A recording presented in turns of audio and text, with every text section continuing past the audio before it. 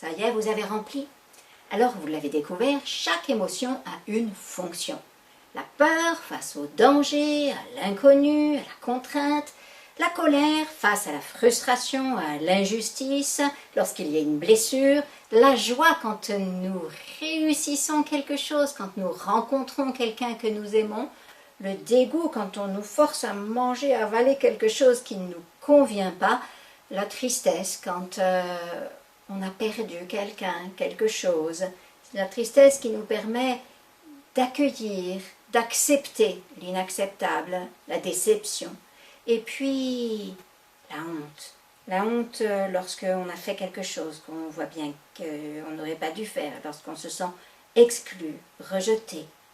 Chaque émotion a une fonction. Si elle est appropriée, si elle est proportionnée, c'est une véritable émotion. Alors, nous allons accueillir l'émotion. Maintenant que vous avez détecté que c'est une émotion appropriée, il s'agit d'accueillir la libération. Une émotion, c'est 3 étapes. Charge, tension, décharge. En fait, charge, c'est le moment où l'énergie vient dans le corps. C'est une réaction physiologique, l'émotion. Donc, par exemple, la peur. Immédiatement, lorsque le signal de danger arrive dans les yeux, est transmis au thalamus qui informe l'amygdale. L'amygdale déclenche tout ce cortège d'hormones dans le corps pour mobiliser le corps pour fuir ou bien se figer en fonction des circonstances.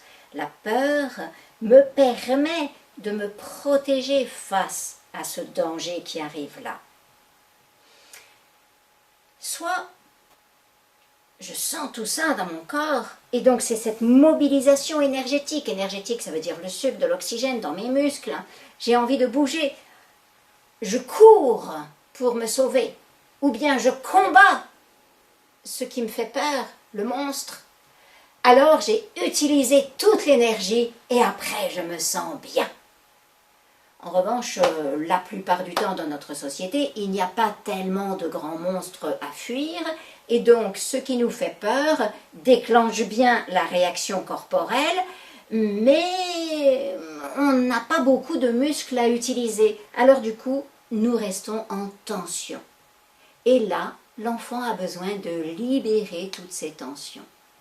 Il a eu peur à l'école parce que plusieurs enfants lui ont fait peur. Il a eu peur du gros chien qui aboyait et il n'a pas couru.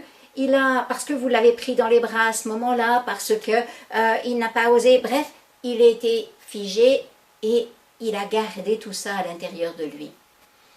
Notre travail est d'aider la libération de l'émotion. Alors peut-être on va le faire par l'intermédiaire d'un jeu au début. On installe un chien qui fait « ouh, ouh » ou alors on installe les copains à l'école, plusieurs enfants qui jouent dans la cour et on voit ce qui se passe. En fait, on va mettre en scène la situation. Peut-être on va simplement faire une bataille d'oreiller et permettre à l'enfant de lâcher, libérer tout ça. Pour la peur, l'enfant va avoir besoin de pleurer en tremblant, en criant peut-être. S'il a eu très peur, c'est utile de lui proposer par exemple, peur d'un gros chien, peur d'un vrai danger. La peur des camarades de classe, il n'y a pas un vrai danger. Là, ce sera autre chose. Il y a plutôt quelque chose qui est caché en dessous. C'est de la colère réprimée. Donc, quand il y a un vrai danger, un gros chien, ça peut être un vrai danger. Même s'il y avait un grillage, ça n'empêche que génétiquement, nous sommes formatés pour avoir peur, quand on est petit, de quelque chose, une grosse bête qui fait beaucoup de bruit. Donc, là, je plaque mon dos, le dos de l'enfant contre un mur, et je lui demande de bien se plaquer, et là, je lui demande de crier fort, comme s'il voyait le chien en face de lui, pour l'aider à vraiment décharger, libérer la tension. S'il est très en colère, je vais l'aider à taper. Oh non, pas comme ça. Taper comme ça avec les pieds, oui, mais pas comme ça, avec les mains, parce que ça va augmenter la colère. Non, c'est important de prendre quelque chose, peut-être dans les mains, une petite batte de baseball achetée dans un supermarché, et puis, paf, vraiment avec les 2 bras, taper comme ça, et taper, ou alors avec une palle pâte à pizza, une pâte à pain qu'on tape comme ça. Je prends quelque chose et paf, je le tape. En criant là aussi. Les larmes de tristesse, tout simplement, elles coulent. Et c'est important que l'enfant puisse sangloter profondément. Sangloter ici, à partir du ventre, pas tout en haut. Pour la joie, c'est important de pouvoir crier, faire pousser des cris. Ah, courir, sauter.